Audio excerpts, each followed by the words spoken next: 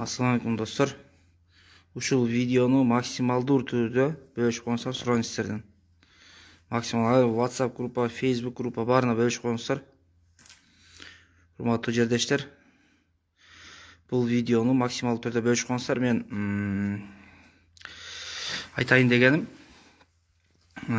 Адыган Кимсанбаевич 14 балага жолукпай койду. Тез көр, ушактан калып кетесиң дегендерге жооп беретинди айтып коеюн. Ушул ушакчылардын айткан сөзү же бир оңунан чыкпады, же ушул ушакчылар айткандан кийин оңунан чыкпай калгандан кийин бир кечирим сурап койбоду. Ушу элдерге да таң калам да, интернетте дуу жарып жолукпай коюптур. Кыз учу баягы Ороз айымга Адыхан Мадмаров үйлөнүп алыптыр деп бир чыгышты. Андан кийин аны көргөн эл дагы сен жалган айтыпсыңбы деп айтып койбоду. Же берконогу бети мезелем эмне болуп калганын билбейм. Эки-үчөө чыгып алып айта берген, же алар кечирим сурабады. Андан кийин Ороз айым Адыхан Мадмаровдун кызы экен деп чыкты, же анысы деле далилденбеди. Бир ушакчы катындай болду, кайра эле айтып жүрүшкөндөргө мен жооп беретинди айтып коеюн. Эртең хорошо, эртең ошол дерсе, эртең көрүнөт. Ошондо силердин сөзүңөр туура эмес болсо, хотя бир кечирим сурайсыңарбы Мадмаровдон? Бет барбы силерде мындай? Өткөн эле чыгып бир Ороз айымды алдырып бердиңер, андан кийин бир кызы кылып бердиңер, андан кийин үй бүлөсүн таштап кетип калды дедиңер. Ал убакта бала чакасы менен Санкт-Петербургда жүргөн эле. Силерде мындай бет барбы кичине? Азыр кайра эле балдар айтты 14 балага жолукпай койду. Мен ал балдарга дагы звонить эттим, бир силер бир үн чыгарып койгула, олар уже интернетте бирото эле өлүп алды бирото эле. Бир биздин эл же ушакка ишенбей койсо, анда айтат эле, булар ушак ишенбейт, биздин эл баары бир туура ойлойт же мындай дейт эле. Азыр элдер дагы кошуп ошолардын ушагын ишенип алып кетип атканда таң каласың.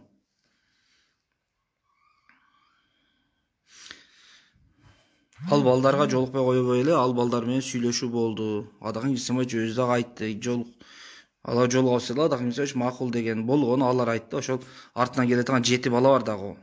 Ошо 7 бала али келе элек. Эртең Кудай буйрса четверг күнү учат алар. Ошо четверг күнү учушканда барып, баарыбыз бирге жолугабыз деп алар өздөрү ошондой айтышкан. Эртең ошол балдар чыгып алып туруп, биз кандай болбогон, биз ушундай 14 чейин күтүп атабыз десе, кичине уяласыңар, бет барбы силерде? Бир ушакчы катындай болуп жүргөнүңөрдү мындай мойнуңарга аласыңар хотябы? Көрүнгөн нерсени өзүңөрдүн оюңардагы айтып эле бир палапарчык кылып алып кете бересиңерби? Же силердин ушагыңарга карап Кыргызстан ошондой болуп кете береби? Токтотуш керек да мындайды. Кыргызстан же силердин ушагыңар менен жашайбы? Кичине бет болуш керек да адамда, туугандар. 2 күндөн мен дагы азыр кичине ооруп турат элем, ошого 2 күндөн бери көрүп эле турам, бирок чыкпай аттым эне. Бүгүн уже болбой калды. Көрүнгөн жактан чыгып, Мадмаров 14 баланы кидайт этти. Ал балдар эшигин түйүнө барса дагы чыкпай койду. Аларга жолукпайм деди. Дагы эмне деген? Силер өзүңөрдүн ишиңерди кылгыла деген деп, каяк дагы бир тоба кылдым. Бирок бул Кудайдын бар экен, ишенесиңерби өзү? Бир Кудайдан коркосуңар, мындай Кудай бар, бир Алла бар төбөсүндө карап турган деген нерсеге ишенесиңерби мындай? Мусулманбыз деп тилдин учунда айтылат, бирок Алла бар төбөбүздө деген нерсеге бир ишенесиңерби мындай?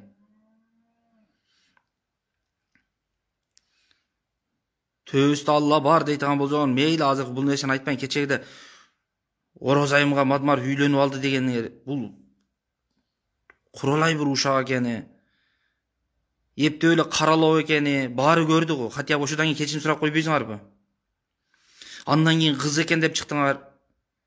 Андан кийин бир чыктыңар, Мадмаров жана бала чакасын таштап кетип калыптыр дедиңер. Мындай кичине бет керек да адамда, туугандар.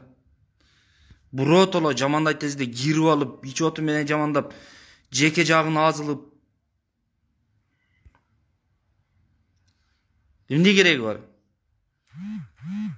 Биз ошондо чыктык. Басылбек Чембековду кармап атканы бул жөн эле спектакль болуп атат. Бул Матраевди камап аткан спектакль болуп атат десе, бүттүгүн чыгып алып жегесиң. Ушуну дагы көрө албай атат деп. Ошондо силер да тургансыңар, булар камалыш керек, мына камалды молодец ишти жүргүзүп атат, молодец дегенсиңер. Азыр айтпайсыңарбы азыр? Чыгарып берди, азыр айтпайсыңарбы? Жок, азыр айтышыңар мүмкүн. Ал Жапаровдун иши эмес. Аны сот кылды. А бирок кармап атканда бул Жапаровдун иши болгон. Жапаров кармаган. Жапаров болбосо камалбайт эле дегенсиңер. Азыр чыгарып атканда жок, бул Жапаровдун иши эмес. Жүргүлө ошентип. Силердин жашооңор, өмүрүңөр ошондой болгон. Силерге илажы жок. Силер чындыкты көрө албайсыңар. Силер Подхалимдикке үйрөнүп бүткөзүңөр. Силерге Кудай ошондой жолду берип койгон, ошол жол менен жүрө бергиле. Бир кичине адам болгондон кийин мындай эки жакты эле караш керек да, эптеп эле каралай тез эле каралай берип.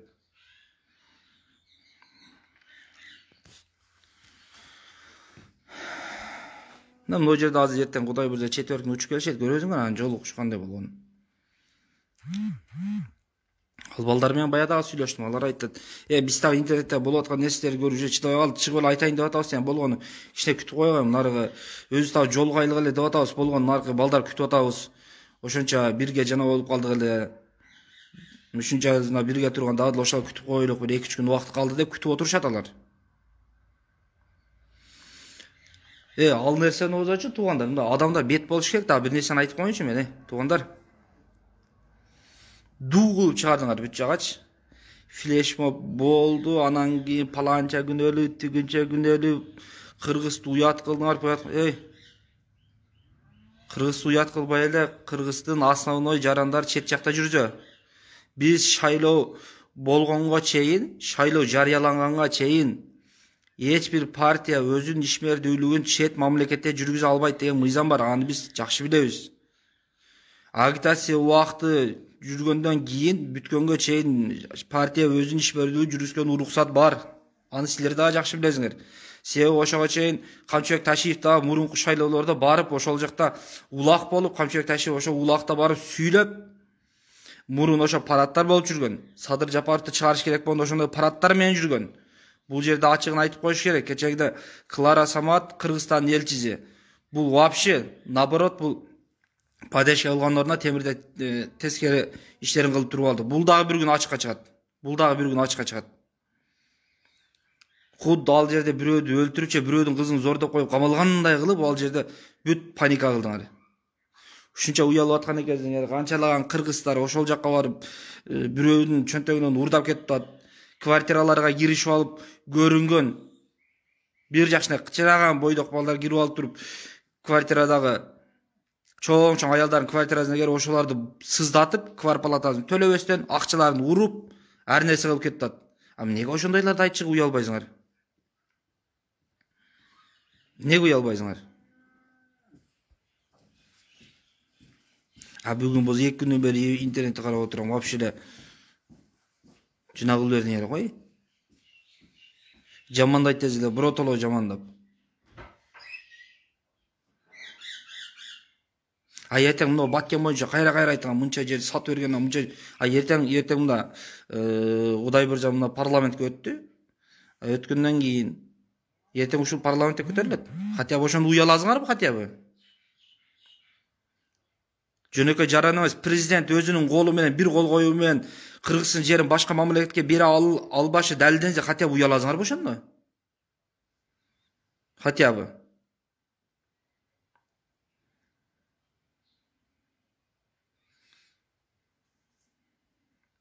Неге мынчалык жалган дүйнөнүн жанагысына Кыргызстан мынчалык азгырылып калды дейм да? Биз колдоп атабыз, бүтүн Кыргызстанды колдодук, биз Мадмаровду колдодук, биз колдогондо ол акча алып, же болбосо бир тамагын жеп алып колдогон жерим жок. Мына төбөмдө Алла карап турат. Мен болгон ушул киши өтүп бара, кичкене болсо да салым кошулуп, Кыргызстан кичкене болсо да алдыга жылдырышына салым кошо алат деген ишеним пайда болду. Ошондуктан мен аракет кылып ал кишиге поддержка кылдым. Колуман келген жанагысын бердим, жардам бердим, колуман келгенче агитация кылышына аракет кылдым. Мен агитация кылганда же башка кылганда эле мени көрүп алып, мен Мадмаровду колдойм десем эле элдердин баардыгы колдоп кетпейт. Элдер дагы мадырабаш бир мал эмес. Болгону мен жардам берген, баягылар тебелей бергенинен Мадмаровдун деле өзүнүн ушуга чейин кылган эмгектерин, ушуга чейин кылган иштерин, кандай жолдо жүргөн ошолор чагылдырып туруу иретинде өзү дагы чыгарып турук.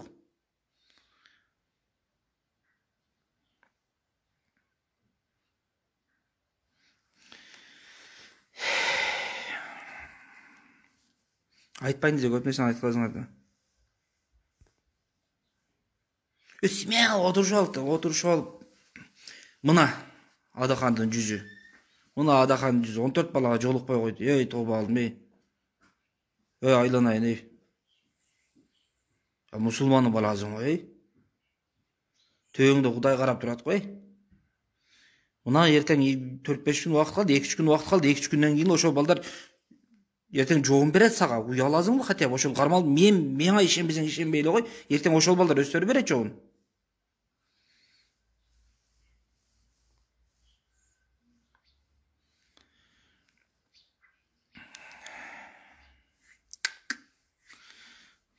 Ушуну айтпай эле коеюн дедим, уже 1-2 күн убакыт калды ошолор келсе өздөрү эле чыгып жанагылар десем, мага бир таанышым дагы звонить этиптир азыр. Звонить этип ошондой болду деп ал дагы сурады. Анын бир группалар десем, ал группадан дагы сурады ошондой болду деп.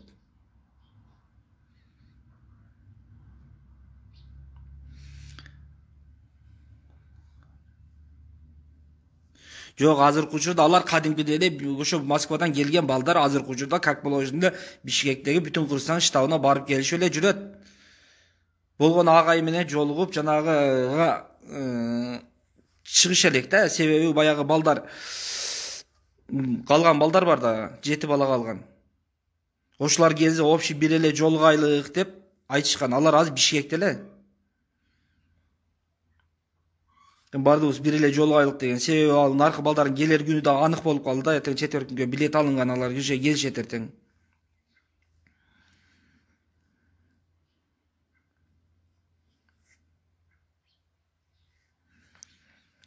Болгон ал балдардын кармалган балдар кичине документтери жана болго кечеги илешпей калган.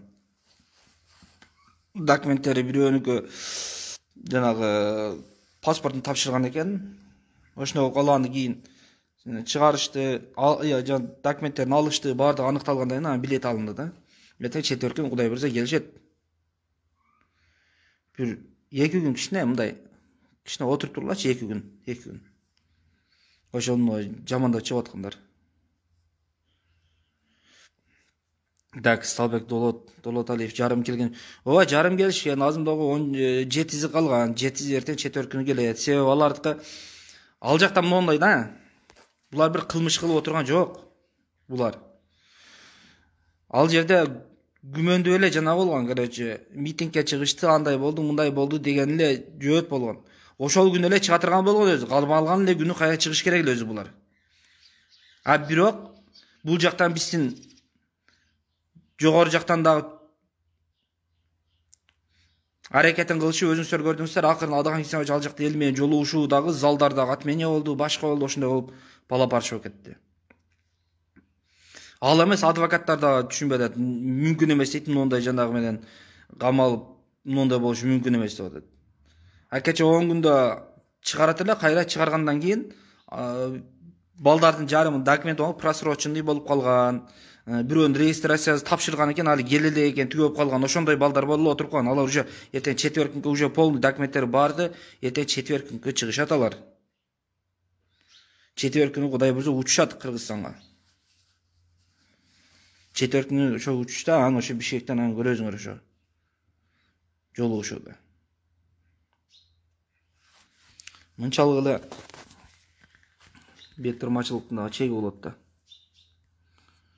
Мен отуруп ушу көзү менен көргөндөй урдуруп атат го. Көзү менен көргөндөй эле Адахан Мадумаров жолукпай койду. Ал балдар эмне капа болду. Быгырталай нерсени чыгарышкан эй. Анан ушуларды угуп аткан элдерге таң калам. Кечеги да уктуңар, көрдүңөр. А Орозайын бунун кызы эмес экен аныкталды. Хотя бошо айтылды. Африз элдин бүттүгүнө бүт жалган маалыматты берип, эмне эле шантаж кылып атасың деп айткан адам чыкпады же. Же бирөө чыкпады, бул менин колдоочум эле, бирок өкүнчкө карай бул туура эмес маалымат берип койгон экен. Кечирип койгула деп бирөө чыккан жок. Же Орозайын буга турмушка чыгып кетти, анан кийин бала чакасын таштап кетти деген маалымат дагы бүт жака жайылды. Хотя бирөө чыгып айткан жоксуңбу, эй? Бул туура эмес маалымат берип койгон экен, кечирип койгула деген жоксуңбу? Же анын чыгып алып туруп бетин талактай кылып отурбастан ал дагы айткан жокпу чыгып алып? Мен туура эмес маалымат берип алыпмын дей алган жокпу?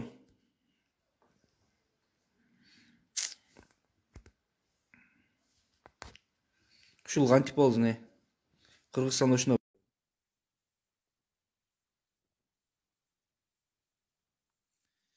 Бирөөдү кошуп атам. Ассалам алейкум Нурбек. Валейкум ассалам. Айбек, кандайсың? Жакшы, өзүң кандай? Денсаулык иштер жакшыбы? Кудайга шүгүр жакшы. Мен дагы 1-2 күндөр бери ооруп отурат элем да. Баягы интернетте чыгарышып аткандарга отуруп же гүлүштү билбейсиң, же жини келишти билбейсиң.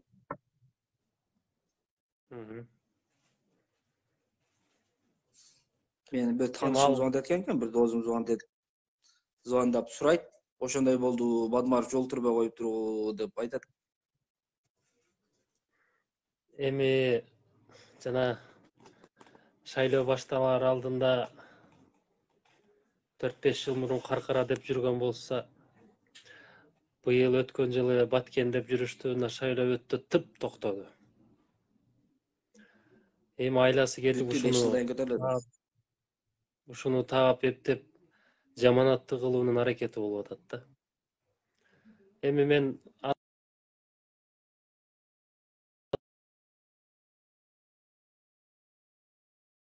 жетосу келген Кыргызстанда. Алар эртең 2 күндөн кийин чыгышат да, ошондо хотя бы уялап экен дейм, туура эмес маалымат бердим деп кечирим сурай бекен дейм да. Мен ушакты айтып атыпмын, мен жөн эле ушак токуп алдым эле деп айта бекен дейм да ошолор. Аларда бет деген жок, намыс деген жок. Аларга эптеп эле бир каралоо болсо, ошону жамандап турушса. Алардын деңгээли ошого жетет. Эми биз алардын деңгээлине түшүп анчалык төмөн түшпөйлү дедик эле, бирок бул дагы жаман нерсе. Сен азыр жогоруда сөзүңдү айттың, азыр кирсем. Элдер дагы кандайдыр бир коомдун бөлүгү ишенип алыптыр деп. Анан ошого мен кечинде ошол келген балдардын өзү менен эфирге чыгам. Мен азыр ушул жерден айтып коеюн. Ошол жалган маалымат таркатып аткандар эмне дейт болду экен? Өздөрү айтып берет. Мен где-то Азыр сүйлөштүм эле, сүйлөсөм, алар дагы ниет болуп алган экен. Болду дейт, азыр эфирге чыгабыз деп атты эле, азыр звон десемчи. Саат 9-дарда чыгабыз. Биз тастыктап коюшубуз керек. 14 баланы кабыл албай коюптур, тегинтиптир, мынтиптир деген мына жалпы коомчулукка дагы айтат элем. Мына ушул эле Facebook'тагы отурган коомчулукка дагы айтат элем. Кабыл албай койду. Анан мен силерди колуңардан жетелеп чыгыптырмынбы дегендей сөздөрдү айтып таратып атышпайбы? Мунун баары калп. Аны өздөрү кечинде, эми азыр мен айтсам дагы бир актап атат, жактап атат деп калышы мүмкүн, сен экөөбүз айтсак. Аны өздөрү айтып берет. Өздөрү менен эфир кылабыз. Бирок мен болгон бир нерсени айтып коеюн деди эле, урматтуу жердештер. Эгер булар айткан нерсе туура болсо, анда бир жөн. Хотя бы кечирим сурашып койсунчу ушак таратып аткан үчүн. Айткан Ороз айымды Мадмаров үйлөнүп алыптыр деген. Ошого дагы ишенип бүттүң бөлүшүп отургансың ошол видеолорду. Ороз айым Мадмаровдун кызы экен деген. Бала чакасын таштап кетип калыптыр дегенде дагы ошо бала чакасы менен Санкт-Петербургда Эрмитаждын ичинде жүрөт эле, музейде. Хотя бы ушулар ушак экенин билгенден кийин хотя бы кечирим сурап койгулачы хотя бы. Азыр эми муногу чыгып атат. Азыр бул эмне кылабыз? Балдар өздөрү жооп берет азыр бир аз туруп. Андан кийин буларда бет болуш керек да адамда. Хотя бы чыккандан кийин ушундай болдубу? Хотя бы буларды чыгарып аткандар ойлош керек да. Туугандар чыккыла мейли, силер чыккыла, бирок ушакты чыгарбагылачы деш керек да. Бул ушуларды чыгарып аткандар бар го.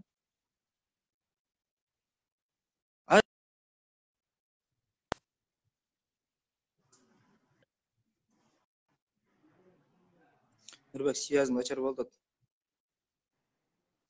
Ошол туугандар азыр бир аз туруп эфирге чыгат, саат 9-дабы? 9-да эфир болот.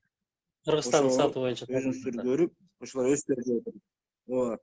Кыргызстан сааты боюнча 9-да, ошо өздөрү жооп берет. Ошол жерден көрүп аласыздар. Ар кандай жалган маалыматты айтпай, сабыр болуп туруңуздар.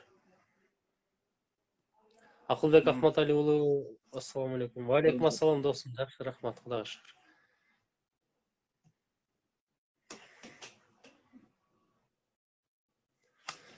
Сүйлөшөбүз анда. Кечирим Барыңыздар, ассаламу алейкум.